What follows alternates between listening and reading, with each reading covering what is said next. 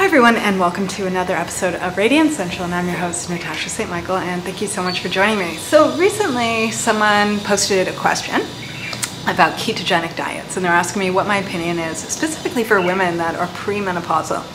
And so what I thought today is I'd talk more about women in general, and perhaps women that are over 35 or even over 40, when they're sort of getting at that point where things are starting to slow down.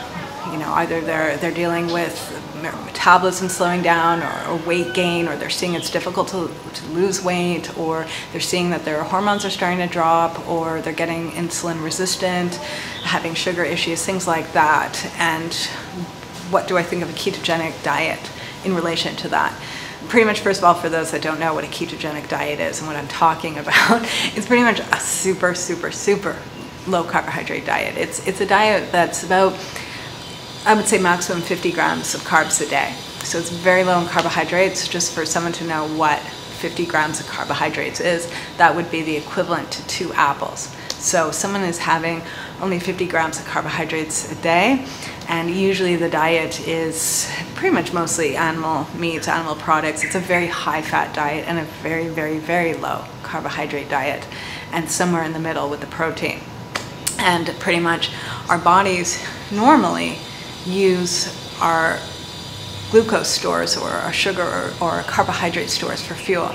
But when you're putting your body into ketosis and eating a very low carbohydrate diet, is that it eventually forces the body to start burning fat as fuel because it's run out of the carbohydrate stores.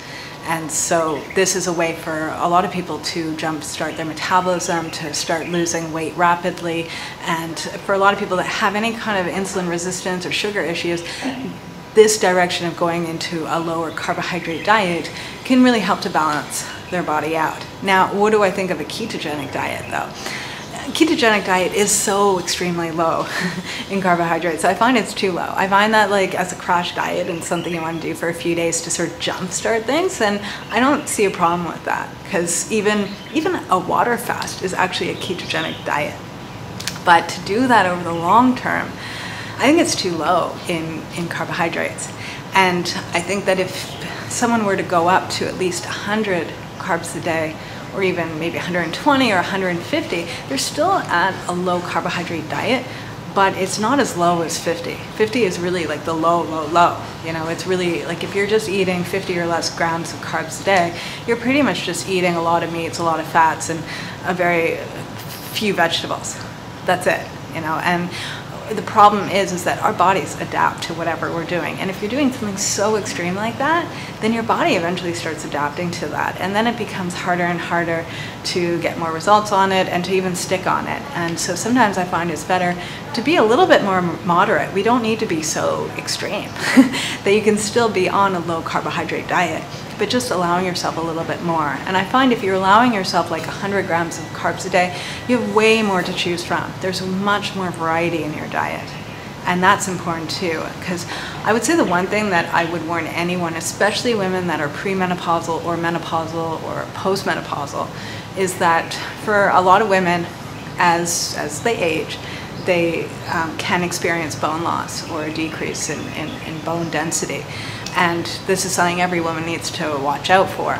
And the problem with being on something like a ketogenic diet where it's so low in carbohydrates is that for some people, especially if they don't have that much variety in their diet, they can run into issues of bone loss and even bone fractures. So as much as the diet can help with balancing out someone's blood sugar, having such a high-fat diet like that kind of diet could also help with hormones and keeping the hormones a little bit more steady or even increasing it, and also to help someone lose weight and keep weight off. You can run into the issue of losing bone mass, and we don't want that.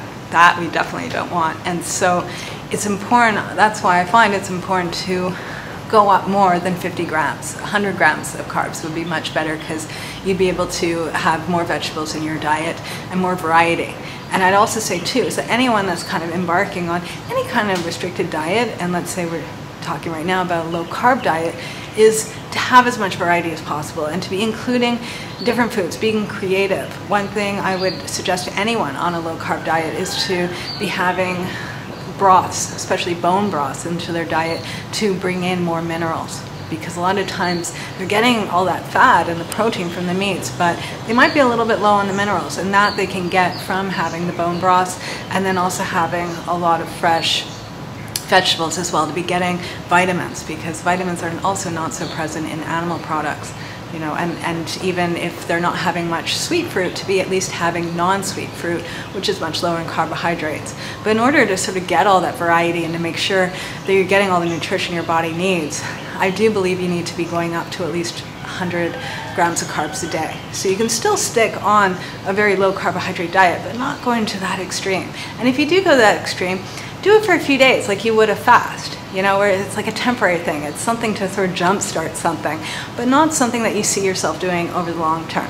Right? And the main thing is that our body always adjusts to what we're doing. So it's always important to switch things up and to try new things. And again, it's always about listening to your body first. All right, so these are my tips and suggestions. And I'm wishing you guys a super fabulous day, and I'll see you again soon.